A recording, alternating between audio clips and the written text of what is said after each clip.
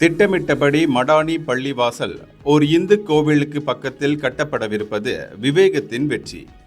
ஆணவத்தாலோ சினமூட்டும் நடவடிக்கைகளாலோ அது நடக்கவில்லை என்று பிரதமர் டத்தோஸ்ரீ அன்வார் இப்ராஹிம் நேற்று கூறினார். ஜாலான் மஸ்ஜித் இந்தியா தேவி ஸ்ரீ பத்ரகாளியம்மன் ஆலயம் இந்த பள்ளிவாசலின் நிர்மாணிப்புக்கு இடமளிக்கும் வகையில் பக்கத்திலேயே ஒரு புதிய இடத்திற்கு மாறுவதற்கு ஆலய நிர்வாகம் இணக்கம் தெரிவித்தது. இந்த விவகாரத்திற்கு பேச்சுவார்த்தை மூலம் சுபிட்சமாக தீர்வு காண்பதற்கு அரசாங்கம் முன்னுரிமை வழங்கியது. இந்த விவகாரத்தை பயன்படுத்தி இன விரிசலை ஏற்படுத்தி ஹீரோவாக ஆக நினைத்தவர்களின் விருப்பம் நிறைவேறவில்லை.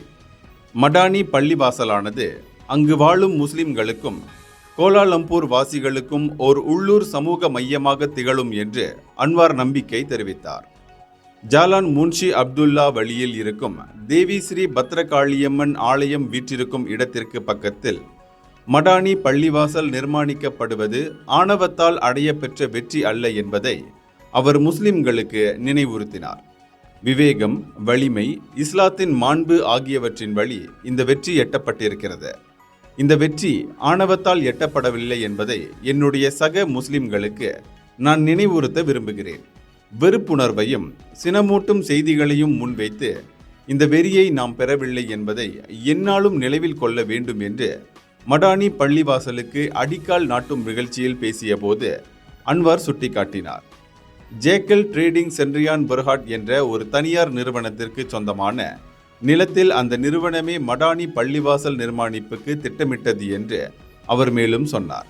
130 ஆண்டுகள் வரலாற்றை கொண்ட தேவி ஸ்ரீ பத்ரகாளியம்மன் ஆலயம் வீற்றிருந்த பகுதியில் மடானி பள்ளிவாசல் நிர்மாணிக்கப்படுகிறது. அனைத்து தரப்பினருடன் நடத்தப்பட்ட சுமூகமான பேச்சுவார்த்தைகளின் வழி ஒரு நல்ல தீர்வு பிறந்து இந்த இடத்திலிருந்து சற்று தொலைவில் மாறிச் செல்வதற்கு ஆலய நிர்வாகம் ஒப்புக்கொண்டது. நல்லிணக்கத்துடன் நடத்தப்பட்ட பேச்சுவார்த்தையே காரணம் என்று அவர் மேலும் தெரிவித்தார். இதய குரல் மக்களோசை.